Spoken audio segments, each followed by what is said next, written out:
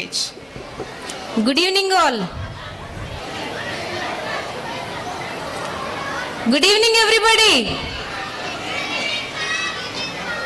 How many are with me? Yes, thank you. చాలా ఆనందంగా ఉందండి వాళ్ళు మీ అందరినీ కలుసుకున్నందుకు. చాలా మంది ఇన్స్టాగ్రామ్ ఫేస్బుక్లో మెసేజ్ చేస్తున్నారు.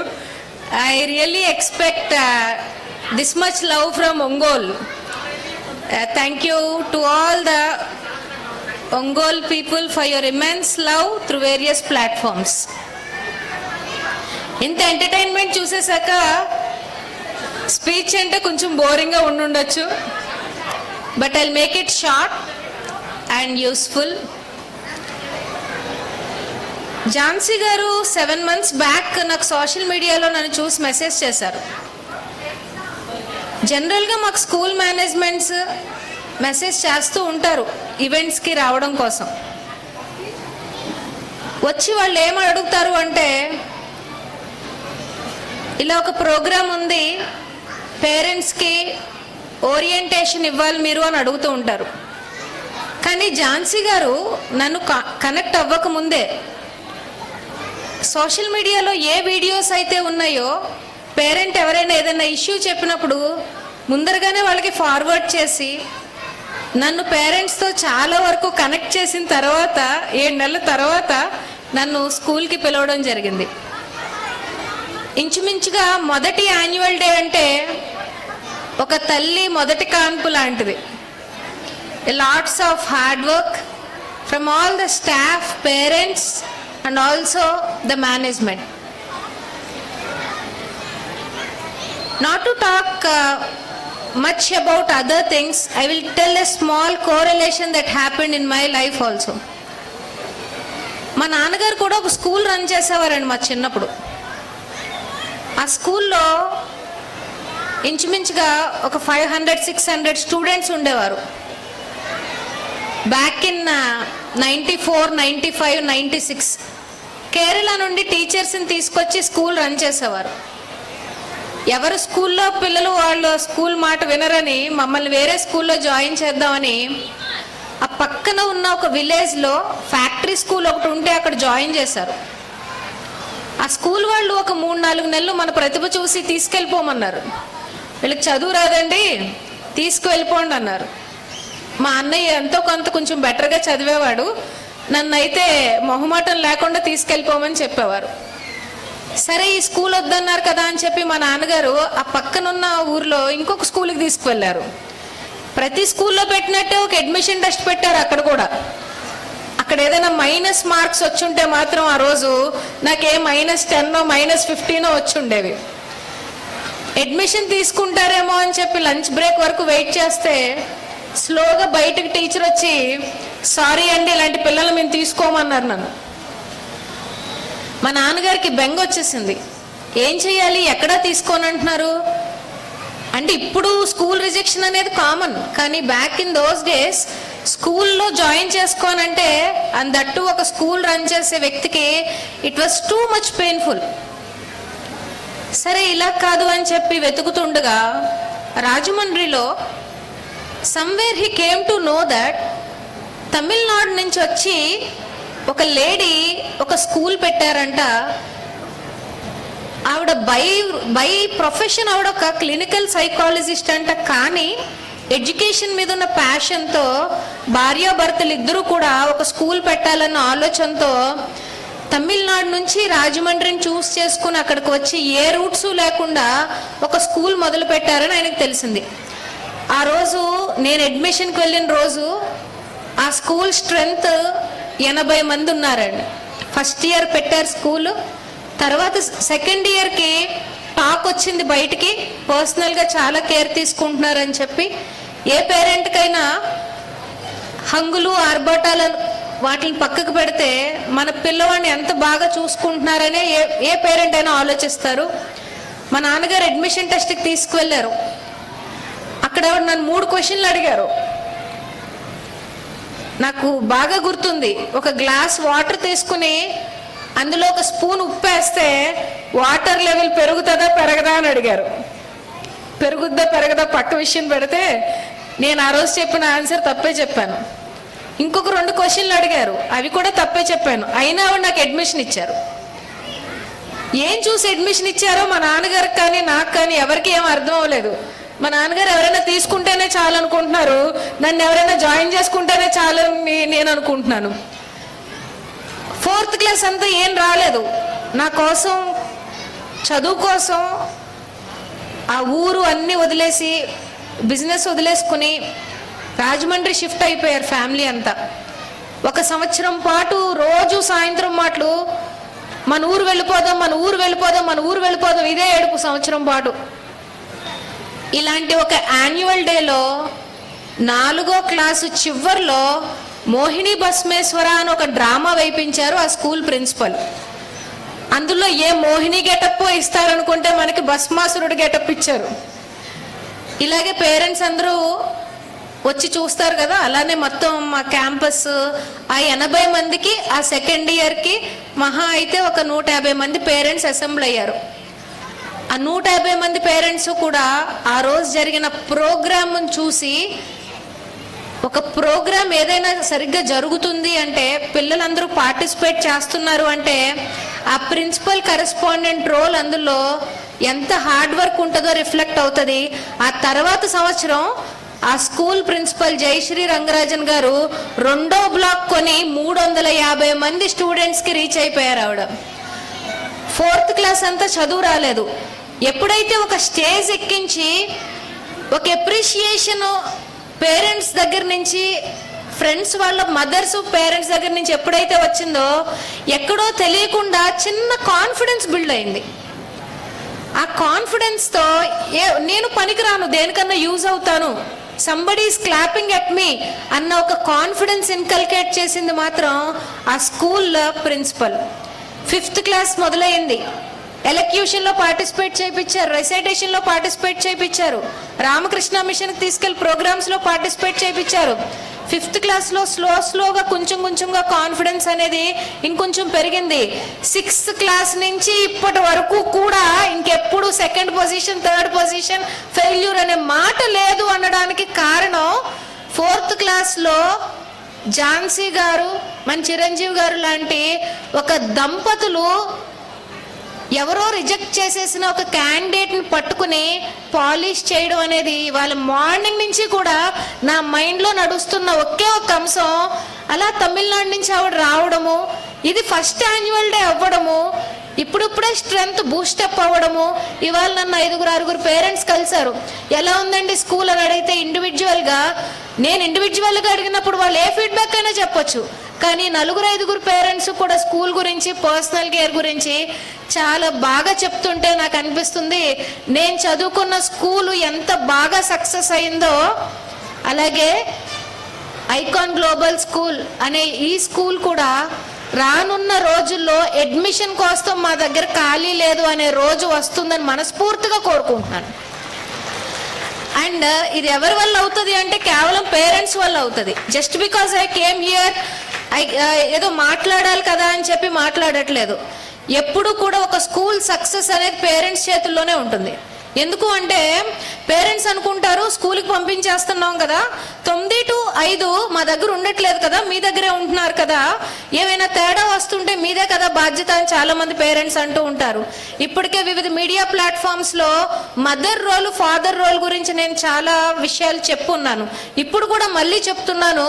ఆ రోజు కేవలము జయశ్రీ రంగరాజన్ గారి వల్ల, టీచర్స్ వల్ల మేము వృద్ధిలోకి రాలేదు. తల్లి తండ్రి వృత్తి వ్యాపారాలు వదిలేసుకుని వీళ్ళు చదువుకుంటే చాలు, వీళ్ళు బాగుపడితే చాలు, ఆస్తులు ఇవ్వకపోయినా ఒక మంచి ఎడ్యుకేషన్ ఇస్తే చాలు అని వాళ్ళు డిసైడ్ అయ్యి వాళ్ళ సుఖాలు, వాళ్ళ వ్యాపారాలు వదులుకుని మా కోసం ఇంకొక ప్లేస్లోకి వచ్చి అక్కడ అడ్జస్ట్ అయ్యి చుట్టాలందరితో మాటలు పడి పిల్లల గురించి మరి ఎంత చెయ్యాలా అని మాటలు పడి పడి పడి ఈరోజు మమ్మల్ని మేమున్న పొజిషన్ని వాళ్ళు చూసి ఈరోజు ఆఖరి క్షణం అయినా చాలు అని మా నాన్నగారు మా అమ్మగారు రోజు అంటూనే ఉంటారు. ఇలాంటి ఒక పెంపకం ఓన్లీ తల్లి తండ్రి గురువు ముగ్గురు కలిస్తేనే చేయగలరు. It's not just about school. మా అబ్బాయి ఇంటికి వచ్చి హోంవర్క్ చేయట్లేదండి, మా అబ్బాయి ఇంటికి వచ్చి ఫోన్ పట్టుకుంటున్నాడండి, మా అబ్బాయి ఎక్కువసేపు స్నానం చేస్తున్నాడండి, అది కూడా టీచర్ ఏం చేస్తారండి? మా అబ్బాయి పొటాటో చిప్స్ తింటున్నాడండి, చికెన్ కర్రీ తినట్లేదండి. మా అబ్బాయి పప్పు తినట్లేదండి, ఫ్రైయే కావాలన్నాడు. వీటికి కూడా టీచర్స్ ఏం చేస్తారు? మనం ఇంటి దగ్గర 3.5 years 4 years వరకు కనీసం పాటీ ట్రైనింగ్, డైపర్ మార్చుకునే స్టేజ్లో ఇక్కడ వదిలేసి మనం పెన్సిల్ గ్రిప్ వచ్చిందా లేదా కూడా చూసుకోకుండా మొత్తం రెస్పాన్సిబిలిటీ అంతా స్కూల్స్ మీద వదిలేస్తున్నారు. ఇవాళ చాలా మంది పేరెంట్స్ ఏమైనా అంటుంటే ఫీజు కట్టట్లేదా అంటున్నారు, అదేదో కట్నం పట్టుకెళ్ళలేదా అని అడిగినట్టు. ఫీజు కడుతున్నాం, కట్టినప్పుడు కరికులం మీద వాళ్ళు ఫోకస్ చేయాలా, రెగ్యులర్ బిహేవియరల్ స్కిల్స్ మీద వాళ్ళు ఫోకస్ చేయాలా? ఈరోజు మనం అందరం ఆలోచించాలి. నేను ఎక్కడికి వెళ్ళినా ఒక చిన్న కథ చెప్తున్నాను, 7 చేపల కథ. అందరికీ తెలిసిన కథే. అందులో మనం చూస్తూ ఉంటాం, ఒక రాజుకి 7 కొడుకులు వేటకు వెళ్ళారు. వేటకు వెళ్ళి 7 చేపలు తీసుకొచ్చారు. ఒక చేప ఎండలేదు అని. చేప ఎందుకు ఎండలేదు అంటే మనకు అక్కడ ఒక ప్రొసీడింగ్ వస్తుంది. గడ్డిమేట అడ్డొచ్చింది. గడ్డిమేట ఎందుకు అడ్డొచ్చి? ఆవు మేయలేదు. ఆవు ఎందుకు మేయలేదు? పాలేరు విప్పలేదు. పాలేరు ఎందుకు విప్పలేదు? అవ్వ బువ్వ పెట్టలేదు. అవ్వ బువ్వ ఎందుకు పెట్టలేదు అంటే బాబు ఏడుస్తున్నాడు. బాబు ఎందుకు ఏడుస్తున్నావు అంటే చీమ కుట్టింది. చీమ ఎందుకు కుట్టావంటే నా బంగారు పుట్టలో వేలు పెడితే కుట్టనా అని చెప్పి పిల్లోడికి కితకితలు పెట్టేసి కుట్టేసి మనం వెళ్ళి పడుకుంటున్నాం. ఈ కథ నీతి అది కాదండి అసలు. ఆ తర్వాత రోజు ఆ రాజు ఏం చేశాడంటే అక్కడ ఎండని ఒక చేపను తీసుకువెళ్ళి మళ్ళీ ఎండలో పెట్టి అది ఎండాక మిగతా 6 చేపల్లాగే ఆ చేపకు కూడా సమానత్వం తీసుకొచ్చాడు. ఈరోజు పిల్లోడు సరిగ్గా రాయట్లేదు, పిల్లోడు సరిగ్గా చదవట్లేదు, హైపర్ యాక్టివిటీ ఎక్కువైపోతుంది, నలుగురితో మాట్లాడడం రావట్లేదు, సరిగ్గా తన పని తను చేసుకోవడం రావట్లేదని ఇవాళ ఇన్ని కారణాలు చెప్తున్నాం కదా, ఇన్ని కంప్లైంట్స్ మనం చెప్తున్నాం కదా. మరి ఎప్పుడైనా కూడా ఆ రాజు ఆ 7వ చేప ఎందుకు ఎండలేదు అన్నట్టు తల్లిదండ్రులు మనం ఈ పిల్లోడు ఎందుకు ఇలా ఉన్నాడు, ఈ పిల్ల ఎందుకు ఇలా ఉందని ఎప్పుడైనా ఆలోచించామా?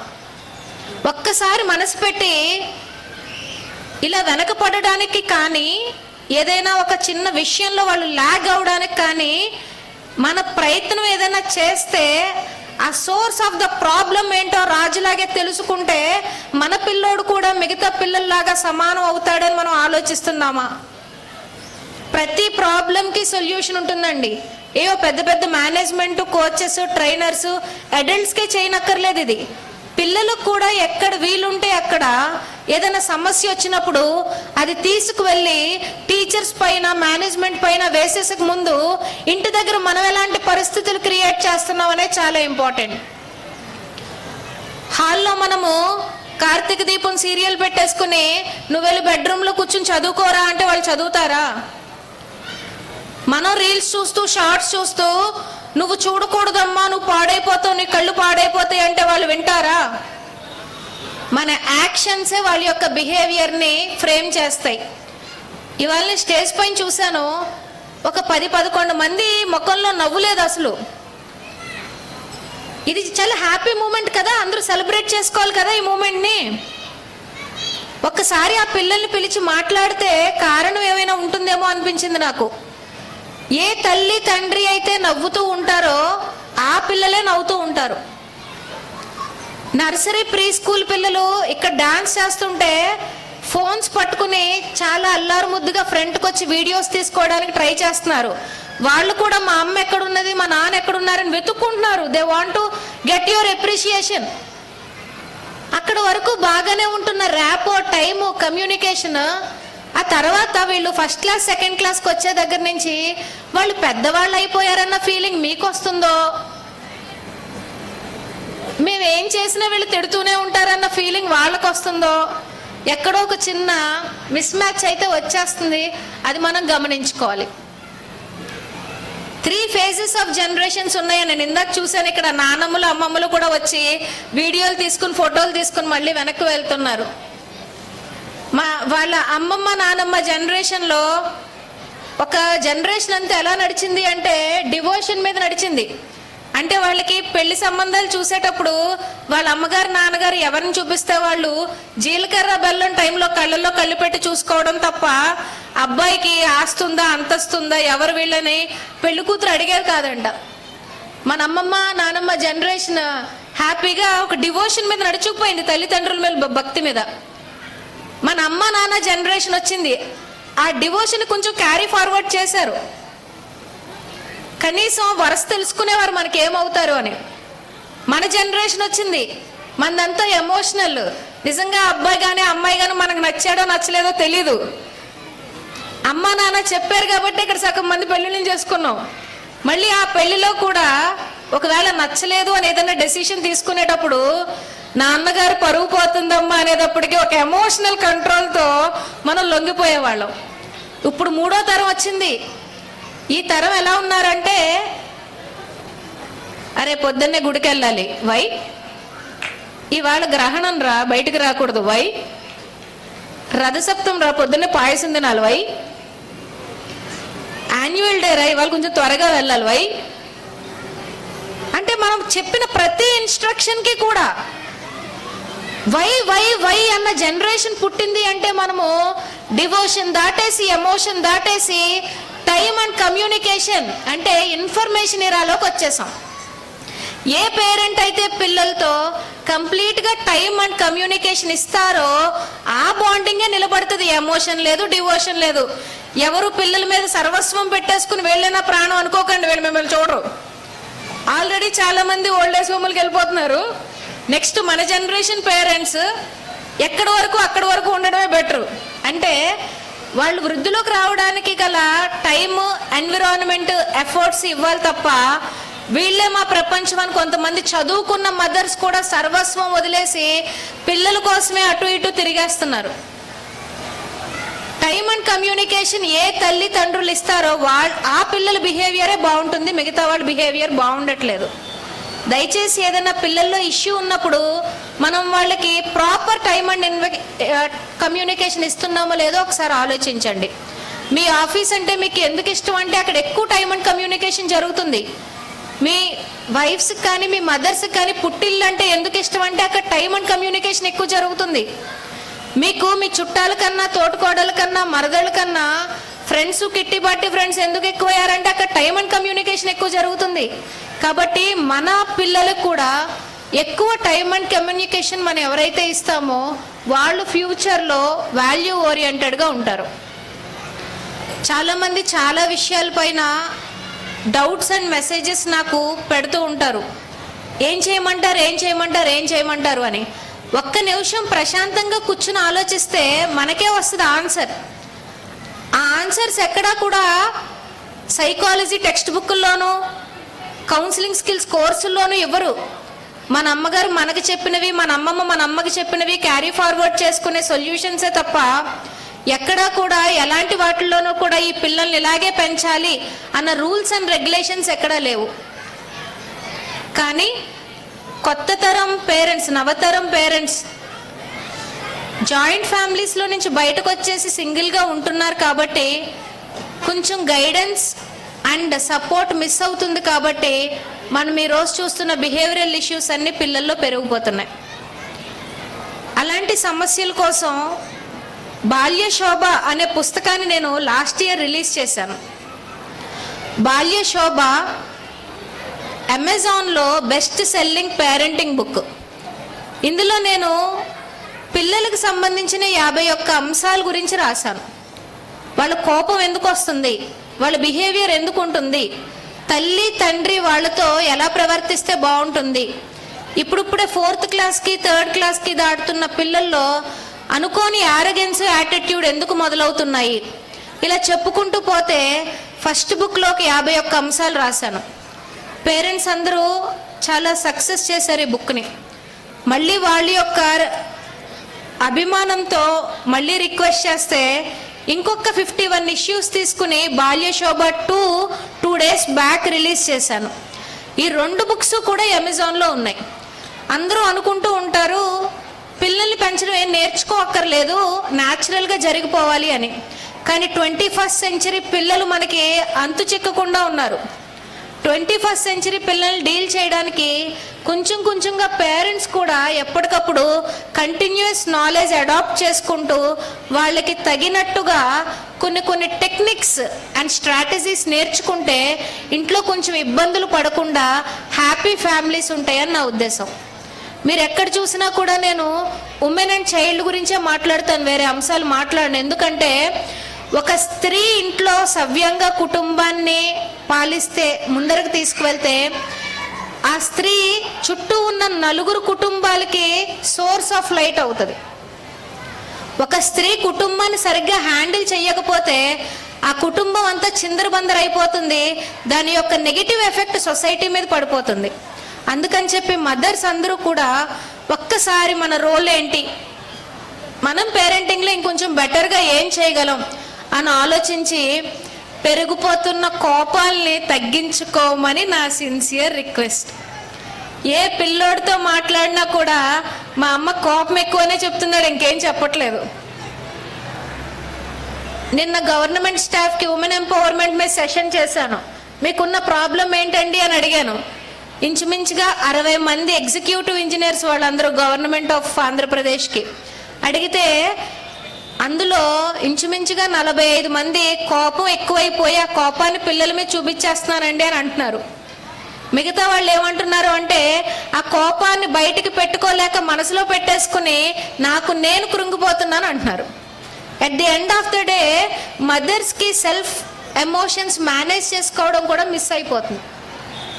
ఎంతసేపు బ్లేమ్ గేమ్ ఆడడం, మా అత్తగారు నాకు సపోర్ట్ ఇవ్వట్లేదు, మా ఆయన నన్ను పట్టించుకోవట్లేదు, పొద్దున్న నుంచి సాయంత్రం వరకు అంత పని నేనే చేసుకుంటున్నాను, 2 పిల్లల్ని నేనే మేనేజ్ చేసుకుంటున్నాను, కనీసం ఇంటికి వచ్చి ఏం జరుగుతుందో కూడా పట్టించుకోవట్లేదు అని పొద్దున్న లేచిన దగ్గర నుంచి ఎవరో ఒకళ్ళ మీద మన యొక్క బ్లేమ్ని గెంటడానికి ప్రయత్నిస్తున్నాం. కానీ ఒక ఆడది తలుచుకుంటేనే ఇవన్నీ చేయగలదు అని స్వీకరించట్లేదు.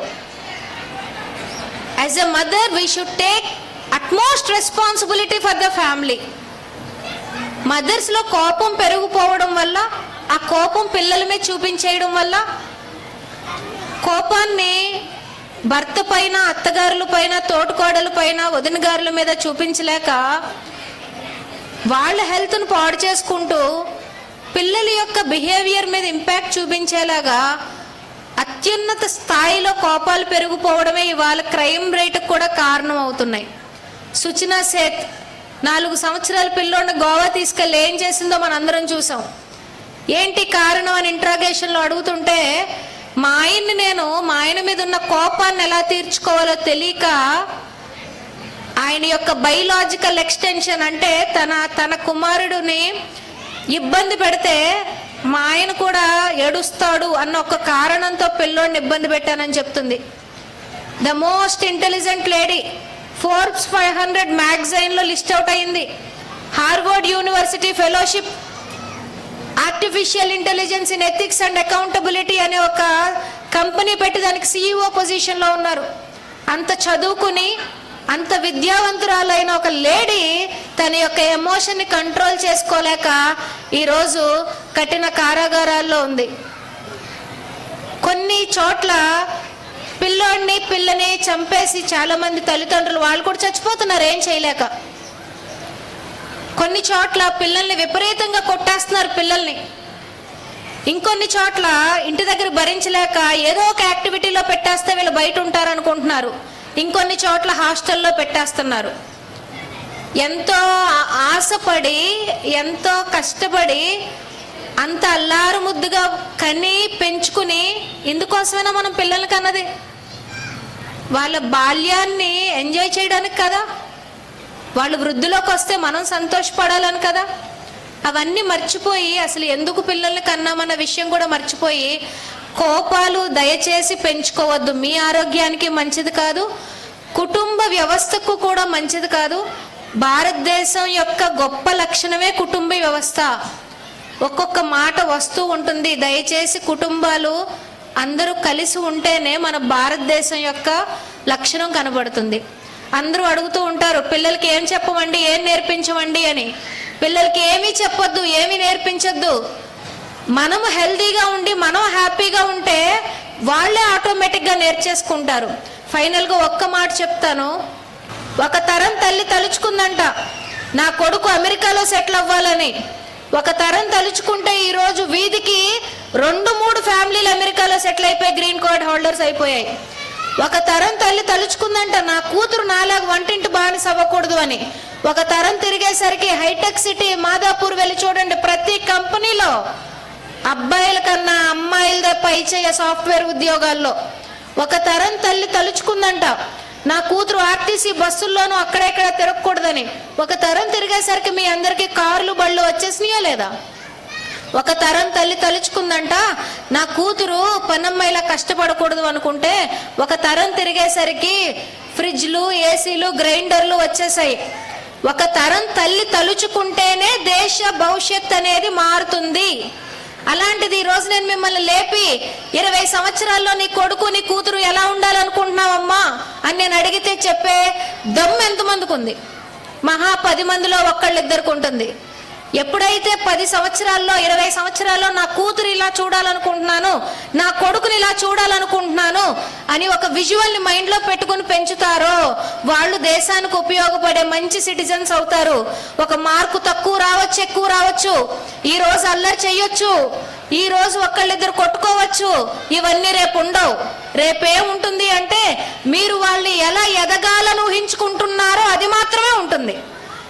ఒక్కసారి ఈ యాన్యువల్ డేని పురస్కరించుకుని కనీసం ఈ వాళ్ళ ఇంటికి వెళ్ళాక ఆయన కళ్ళు మూసుకుని రానున్న 20 సంవత్సరాల్లో, రానున్న 15 సంవత్సరాల్లో నా కొడుకుకి కూతురికి 23 సంవత్సరాలు వచ్చేటప్పటికి ఎలా ఉండాలి అని అనుకుంటున్నాను. ఒక లీడర్ని చేయాలనుకుంటున్నానా, ఒక కంపెనీని CEO చేయాలనుకుంటున్నానా, ఒక భారతదేశపు మంచి సిటిజన్ చేయాలనుకుంటున్నానా, ఏం చేయాలనుకుంటున్నానని ఒక్కసారి ఆలోచించండి. ఆ ఆలోచన వచ్చిన రోజు మీ పిల్లలకి ఎలాంటి కోచెస్, కౌన్సిలర్స్, సైకాలజిస్టులు, మెంటర్స్ అక్కర్లేదు.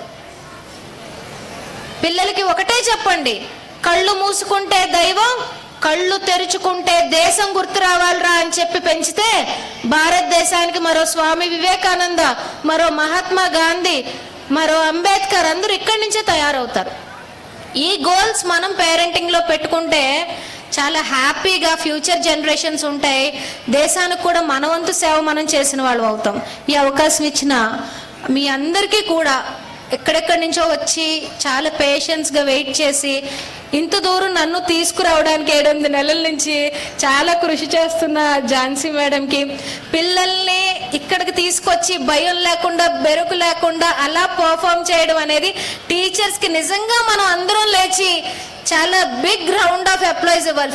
For my request, please stand and give a very big round of applause to all the teachers and the students for the dedicated hard work. And my request is, స్కూల్లో పిల్లలు ఎలా perform చేస్తున్నారో చుట్టుపక్కల please SIT down and బయటకు వెళ్ళి ఒక్కసారి కనిపిస్తే ప్రౌడ్గా పలానా స్కూల్ రా, పిల్లోడు బాగున్నాడు, ఆ స్కూల్ మేనేజ్మెంట్ని నేను నమ్మాను, వెళ్ళి తీసుకెళ్ళి జాయిన్ చేయండి అని చెప్పి నెక్స్ట్ ఇయర్ మనందరం కూడా మళ్ళీ కలవాలి. ఇంచుమించుగా ఒక 500 మంది స్టూడెంట్స్ నెక్స్ట్ అకాడమిక్ ఇయర్కి, నెక్స్ట్ యాన్యువల్ డేలో పార్టిసిపేట్ చేయాలి అని చెప్పి మనస్ఫూర్తిగా కోరుకుంటున్నాను. Thank you all. And Balyashobha 2 second book release అయ్యాక ఒక అడ్వాన్స్ కాపీ దాచాను. ఎందుకు అంటే ఎవరైనా లేడీస్ అలా నిలబడి పని చేస్తే నాకు చాలా ఆనందం వస్తుంది. ఒక్క లేడీ కష్టపడి బయటకు వచ్చి ఏదైనా వృత్తి కానీ వ్యాపారం కానీ చేస్తే ఆవిడ యొక్క ఇంపాక్ట్ అండ్ ఇన్స్పిరేషన్ చాలా జనరేషన్స్ క్యారీ ఫార్వర్డ్ అవుతుంది. ఒక స్కూల్ రన్ చేస్తున్నారు అంటే ప్రత్యక్షంగా పరోక్షంగా ఇంచుమించుగా 100 మంది కుటుంబాలకి ఆశ్రయిస్తున్న ఝాన్సీ గారు అండ్ చిరంజీవి గారికి నేను నా ఫస్ట్ కాపీ ప్రజెంట్ చేయాలనుకుంటున్నాను మీ అందరి సమక్షంలో.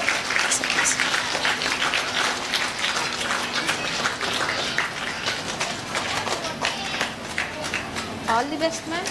Thank you very much.